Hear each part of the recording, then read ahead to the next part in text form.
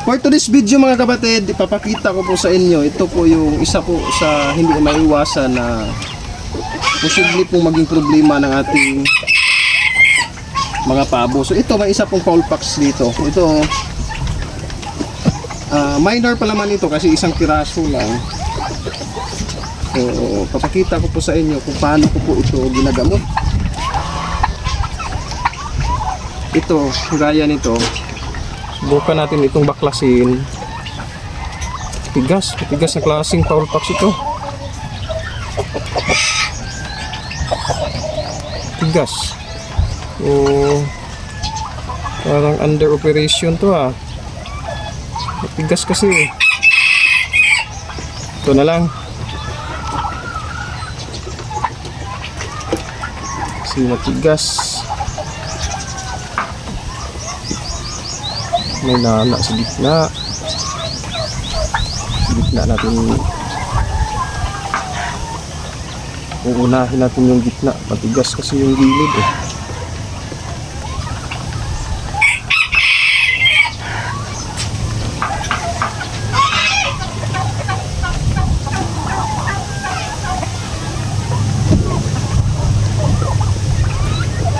Ang pinaka tawag dito, aalisin kasi itong itaas.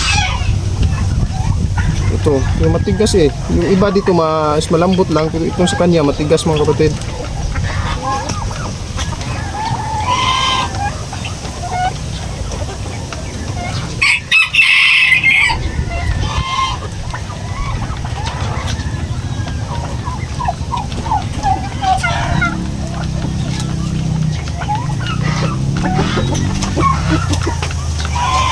I-open kasi natin ito para mabubura natin ng tawag dito amoxicillin capsule. Yun po yung parang ipapatay natin.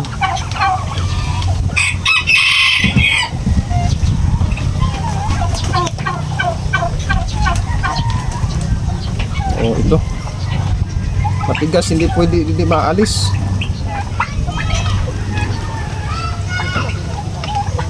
Ang ipapatay natin dito is amoxicillin capsule lang. Papakita ko po sa inyo. Malaki kasi mga kapatid, sayang naman. Minsan ginagawa ko amoxicillin lang, ito amoxicillin capsule. Tapos ito Thymol po ito. Thymol tablet. Papainom ko po ito, 2 piraso. Malaki na kasi ito 2 piraso. Ayan. Tapos ito, pagkaraan ng mga 4 na araw, i-check natin ulit kung kailangan pa bang buburan. Bububod natin ito. Ito lang naman mostly ginagawa ko kasi tutuyo ito tapos matatanggal, kusang matatanggal po. Pero minsan 2 dosage, 2 bisis kung binububura ng amoxicillin capsule.